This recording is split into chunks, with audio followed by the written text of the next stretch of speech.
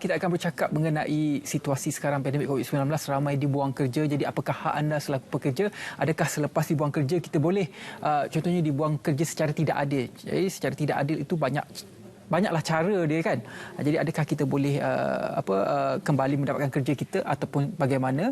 Saya bersama dengan orang yang betul untuk bercakap mengenai perkara ini, iaitu Encik Ahmad Badri Jaafar atau Ismail, pengarah bahagian pemulihan kerja dan pengurusan rundingan damai Jabatan Perhubungan Perusahaan Malaysia. Jadi kalau tadi saya kata pandemik COVID-19 ini menyebabkan ramai dibuang kerja. Jadi apabila ramai dibuang kerja, sama ada syarikat tersebut memberi pampasan ataupun ada yang membuang kerja begitu saja. Jadi selaku pekerja dan juga Jabatan Perhubungan Perusahaan Malaysia, apakah korelasi dalam situasi yang saya ceritakan sebentar tadi? Okay. Silakan Cik. Terima kasih Cik Wan. Assalamualaikum warahmatullahi wabarakatuh. Dan selamat pagi kepada penonton-penonton. Selamat pagi Malaysia. Berkaitan dengan soalan tadi, mana-mana pekerja yang bekerja yang ada masalah pembuangan tanpa sebab ni, dia boleh memfailkan kes di Jabatan Perhubungan Perusahaan, dan kita akan ambil tindakan seperti yang terkandung di dalam Akta Perhubungan Perusahaan 1967.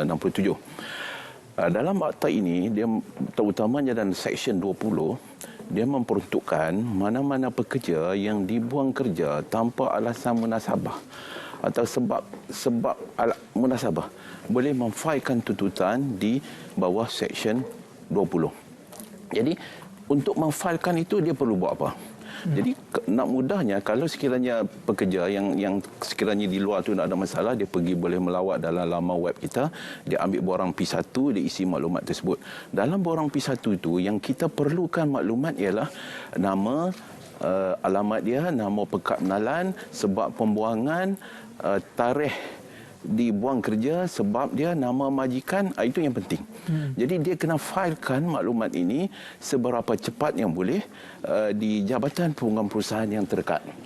Contoh, kalau di Kedah, di Perlis, dia boleh file di Anak Bukit. Kita ada pejabat di Bahagian Persekutuan Anak Bukit untuk memfailkan kes yang sedang dihadapinya ini. Perlu memfile dalam tempoh 60 hari. Jangan file ke hari yang ke-61. Sebab apa 61 ni? Sebab itu peruntukan di bawah undang-undang, Cik Wan. Ya. Jadi kalau kita lihat tadi Encik Badri ada cakap tentang sebab-sebab tak munasabah itu. Contohnya macam mana? Okey, contoh begini. Saya bagi contoh begini. Yang era pandemik dia begini. Bila keadaan perniagaan itu menghadapi kesukaran, majikan kesukaran, dia melaksanakan penstrukturan semula. Contohnya, sekiranya majikan itu ada 50 orang pekerja, 10 orang diberhentikan. Jadi yang 10 orang itu dia mesti tahu sebab apa dia yang dipilih. Jadi majikan yang melaksanakan ini perlu berbincang dengan pekerja, sepatutnya berbincang terlebih dahulu kenapa dia yang dipilih. Biasanya dalam Code of Conduct Industri Harmoni ini, kita letakkan prinsip LIFO, last in first out. Maksudnya orang yang baru diambil kerja perlu diberhentikan dahulu berbanding dengan orang yang lama. Last in first out. Itu di segi peruntukan undang-undang. Itu di antara contohnya. Contohnya lagi, contoh macam kita ambil contoh macam IT yang expert dalam IT. Dalam pandemik ini, majikan terpaksa mengurangkan disebabkan bisnes volume pun dah kurang, dia terpaksa terminate yang IT punya pekerja ini, kena bagi sebab munasabah. Kalau penstrukturan semula, dalam struktur itu, dalam organisasi dia, adakah majikan dapat menunjukkan bahawa dia tidak perlu lagi yang IT yang spesifik yang begini, dia mungkin bentuk IT yang lain. Jadi perkara-perkara ini kalau dia tidak dinyatakan dalam surat penempatan, pekerja filekan untuk menentukan sebab munasabah. Jadi apabila dia file di sana, di Jabatan Perhubungan Perusahaan, kita akan panggil untuk runding damai. Runding damai ini kita akan panggil kedua-dua belah pihak, pekerja dan majikan. Kita akan cuba reduce gap. Apakah isu yang dibangkit oleh pekerja, apa yang isu oleh bangkit oleh majikan. Di situ kita akan cuba gap kecilkan jurang di antara perbezaan itu untuk kita dapat satu penyelesaian. Sekiranya penyelesaian tidak dapat dicapai, kita akan rujuk kepada Mahkamah Perusahaan untuk mendapat satu keputusan berkaitan dengan pertikaian di antara kedua pihak tadi. Jadi adakah untuk kita melaksanakan Seksyen 20 ini di bawah akta ini ketika pekerja itu telah pun diberhentikan ataupun menerima surat resignation itu, maksudnya amaran untuk berhenti beberapa bulan lagi? Okey, begini. Seandainya kita tengok hari ini 16 hari bulan. Katalah hari ini minta-minta tidak berlakulah. Hari ini seorang pekerja CA dia kena berhentikan. Jadi dia boleh terus filekan pada hari yang sama atau pada hari yang ke-60.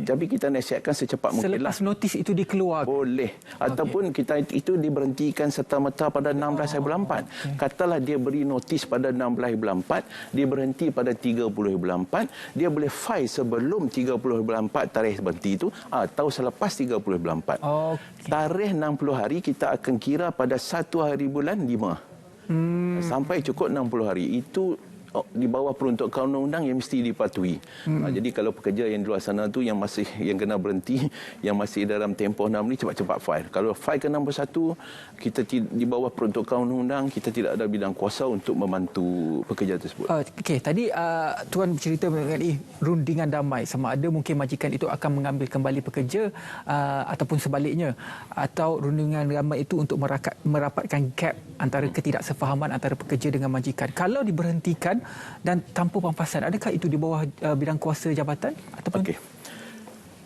Itu pun memang di bawah bidang kuasa jabatan. Kaedahnya diberhentikan kerja tanpa apa-apa sebab. Dia punya liputan pekerja itu daripada pekerja bawahan sampai kepada pihak pengurusan.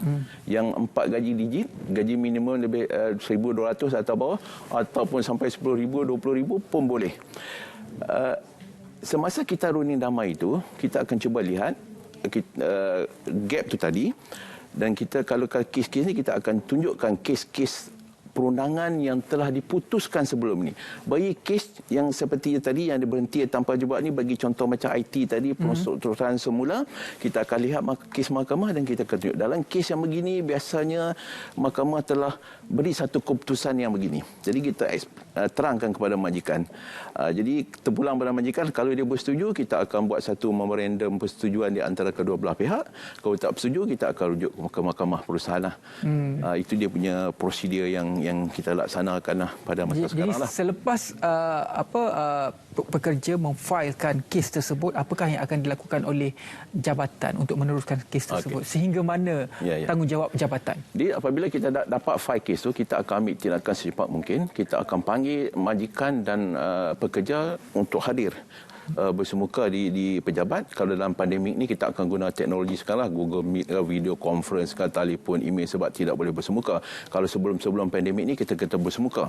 Di situ kita cuba rapatkan jurang perbezaan di antara kedua belah pihak. Semasa runding damai inilah kita cuba cerita kepada dua belah pihak untuk capaikan satu penyelesaian. Kalau kata penyelesaian pemulihan kerja itu tak boleh sangatlah.